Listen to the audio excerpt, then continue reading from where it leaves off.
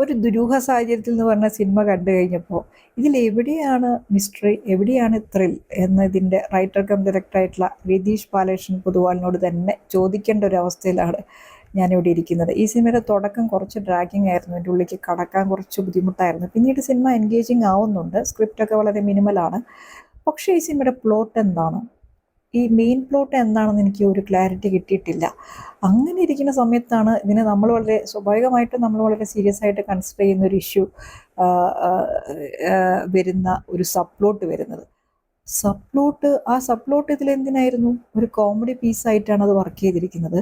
Dark humour പോലും അവിടെ land ചെയ്യുന്നില്ല എന്നുള്ളതാണ് സത്യം. പിന്നെ രതീഷിൻ്റെ സ്ക്രിപ്റ്റുകളിലുള്ള സിസ്റ്റത്തെ മോക്ക് ചെയ്യുന്നൊരവസ്ഥയുണ്ടല്ലോ, അത് ഇതിലുണ്ട്.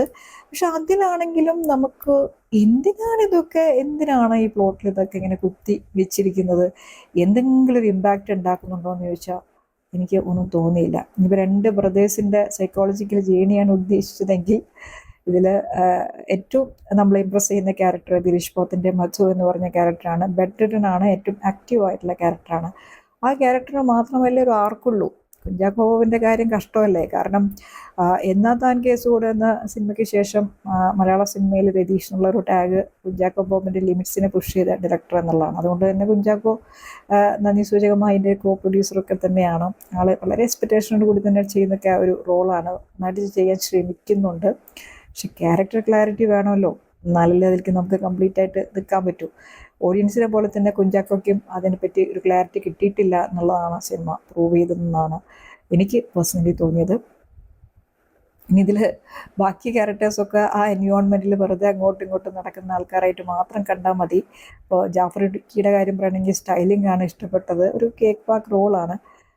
ചിദംബരത്തിൻ്റെ പോലീസ് റോള് ആളെ ഡയറക്ടർ മാത്രമല്ല ഒരു ആക്ടറും കൂടിയാണെന്ന് പ്രൂവ് ചെയ്യുന്നുണ്ട്.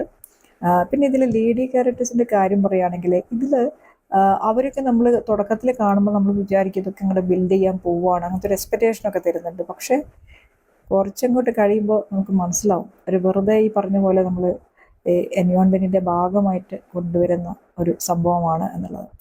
അപ്പോൾ ഇങ്ങനെ ഒരു ക്ലാരിറ്റി ഇല്ലാത്ത പ്ലോട്ട് ഇങ്ങനെ മുന്നോട്ട് പോകുമ്പോൾ ആ പ്ലോട്ട് എവിടെ ചെന്ന് ഇടിച്ചിട്ടായിരിക്കും നിൽക്കുക എന്നതിൻ്റെ ഒരു എക്സലൻ്റ് എക്സാമ്പിളായിട്ടാണ് ഈ സിനിമ നിൽക്കുന്നത്. വളരെ ഡിസാസ്ട്രസ് ആയിട്ടുള്ള എൻഡാണ് ഈ സിനിമയ്ക്കുള്ളത്. ബേസിക്കലി ഇതൊരു രതീഷിൻ്റെ കയ്യിൽ നിന്ന് കൈവിട്ടുപോയിട്ടുള്ളൊരു സിനിമയായിട്ടാണ് ഞാൻ ഒരു ദുരൂഹ സാഹചര്യത്തിൽ എന്ന് പറഞ്ഞ സിനിമയെ കാണുന്നത്.